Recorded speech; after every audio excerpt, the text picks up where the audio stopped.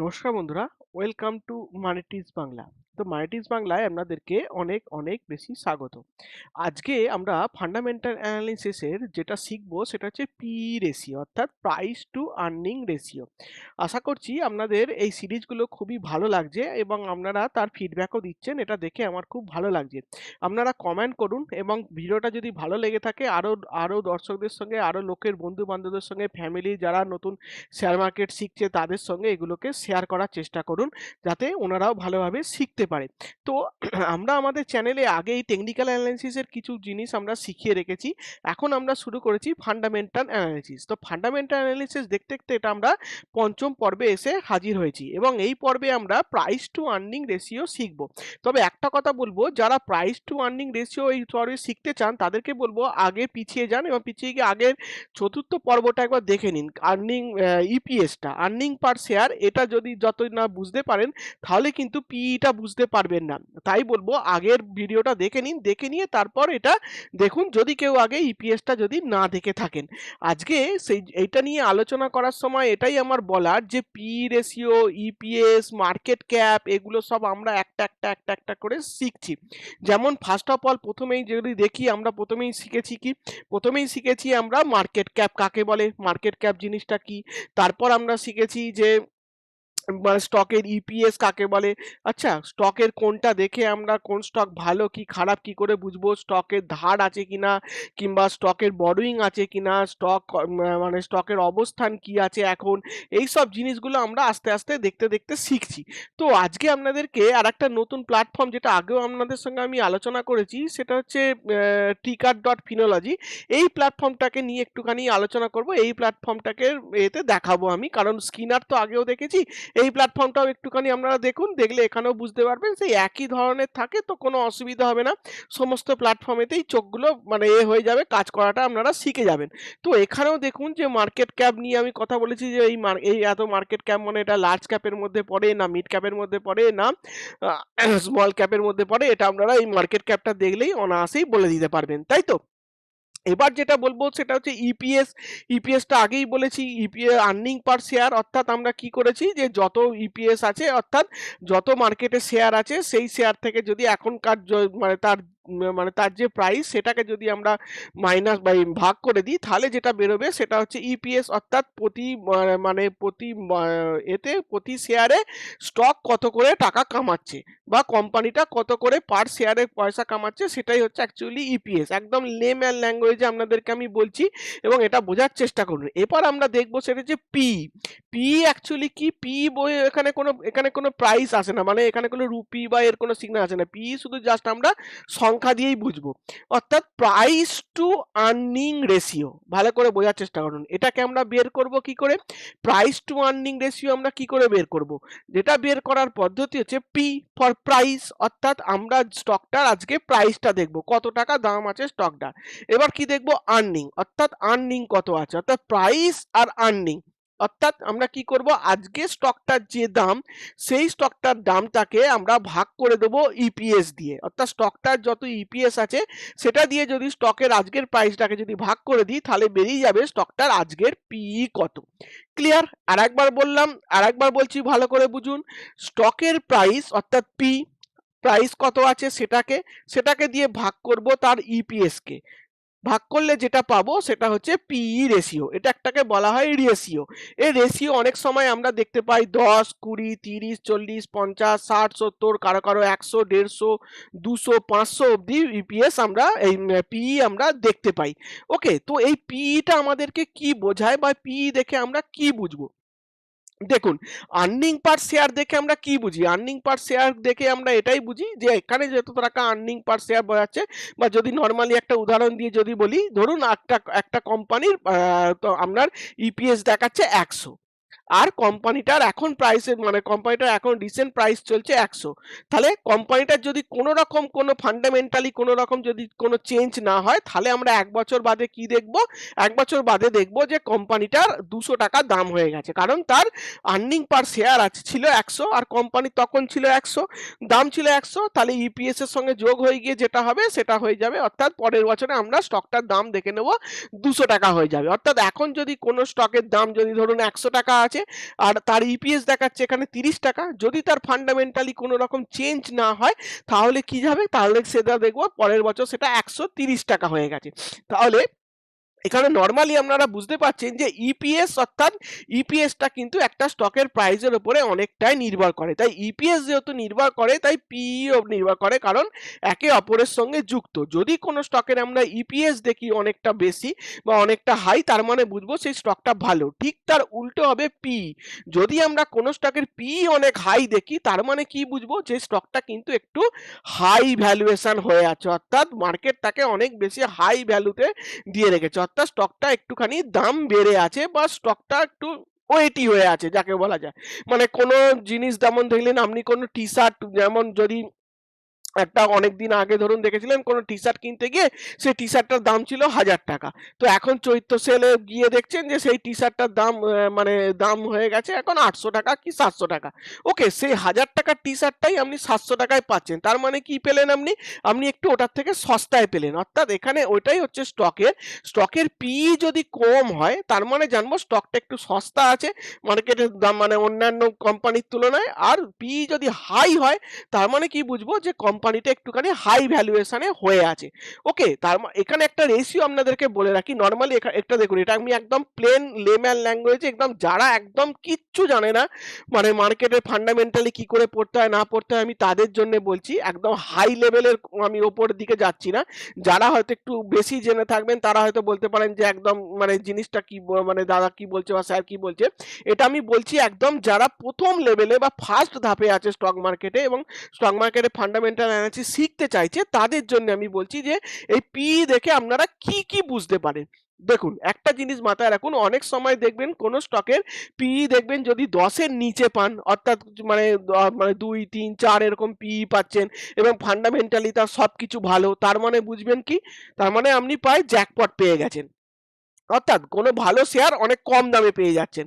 এবার যদি দেখেন কোনো শেয়ারের আর্নিং পার শেয়ার 1 টাকা 2 টাকা 3 টাকা হয়ে আছে কিন্তু তার পি হয়ে আছে 100 টাকা 200 টাকা, তার মানে কি বুঝবেন আপনি একদম মানে মানে কি বলবো কাভার কিনছেন সোনার দামে, এটা কিন্তু মাথায় রাখবেন সবসময়, ঠিক আছে?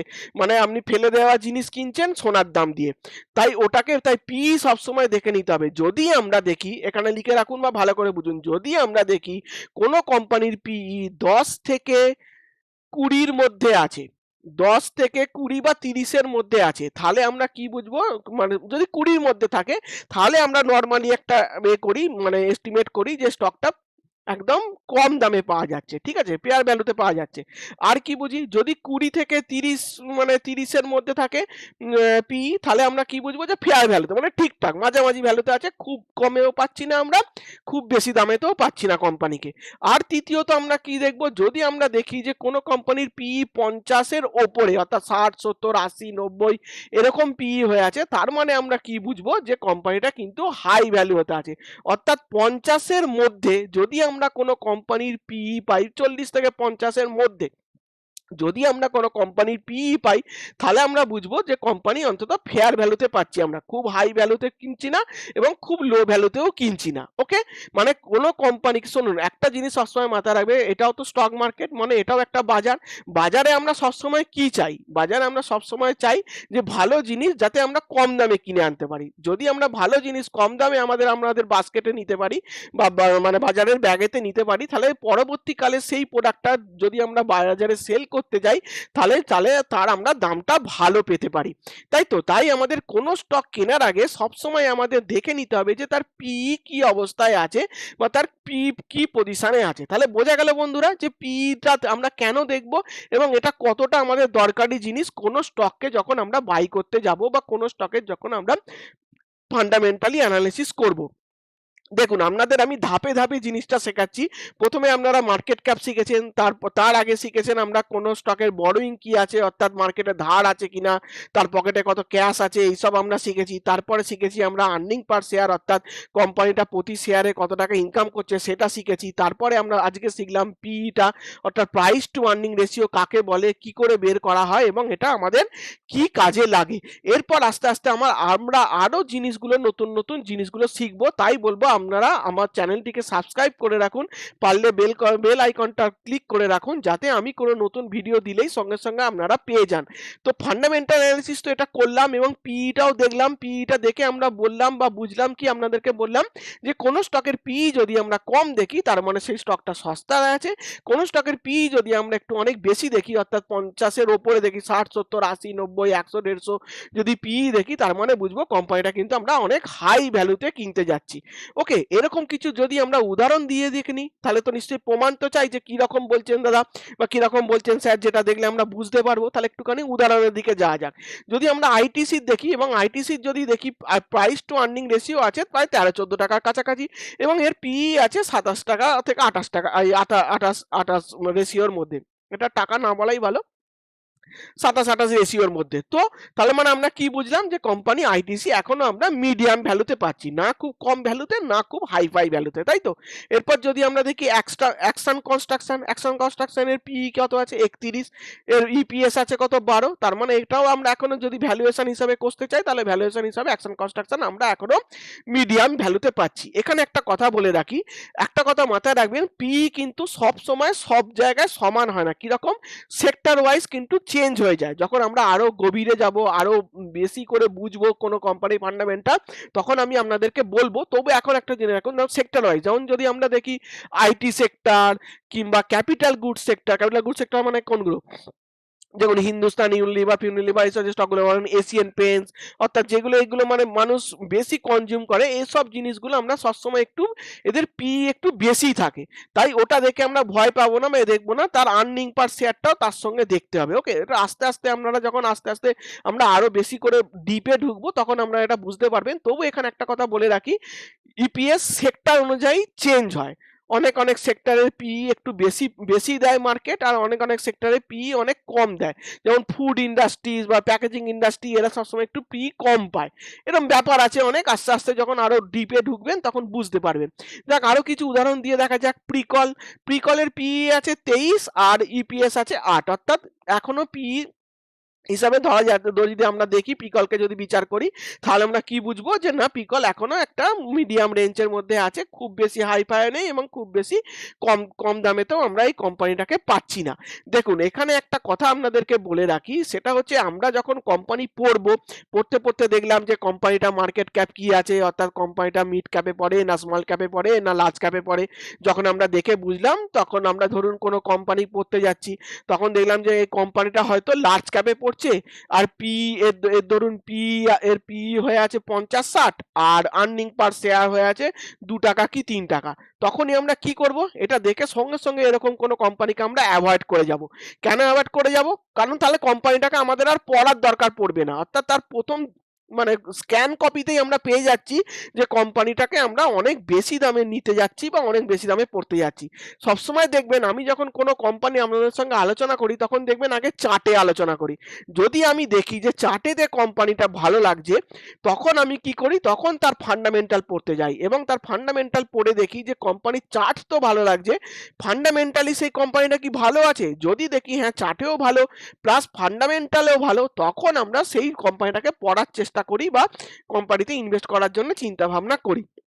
তাতে কি হয়, আমাদের রিস্ক রিওয়ার্ড রেশিওটা অনেকটা আমাদের ফেভারেবল হয়ে যায়। এবার আমরা দেখি এরকম কয়েকটা স্টক।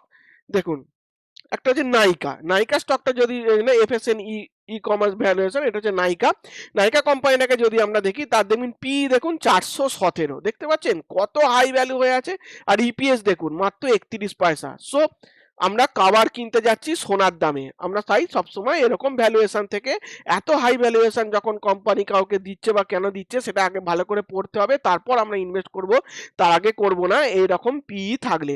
আরো যদি দেখি আমরা আদানি এন্টারপ্রাইজের পি দেখুন 130, 129-30 কাছাকাছি, সেখানে ইপিএস দেখুন মাত্র 12 টাকা। সো আমরা এত পি বা হাই ভ্যালু পি, মানে কোম্পানি অনেক হাই ভ্যালুয়েশন হয়ে আছে। সো এখান থেকে কারেকশন আসার সম্ভাবনা এখনো থাকে। যখন কোনো কোম্পানি হাই ভ্যালুয়েশন হয়ে থাকে, তার কারেকশন হয়ে যাওয়ার সম্ভাবনা একটু বেশি থাকে, তাই হাই পি থেকে আমরা একটুখানি দূরে থাকার চেষ্টা করব।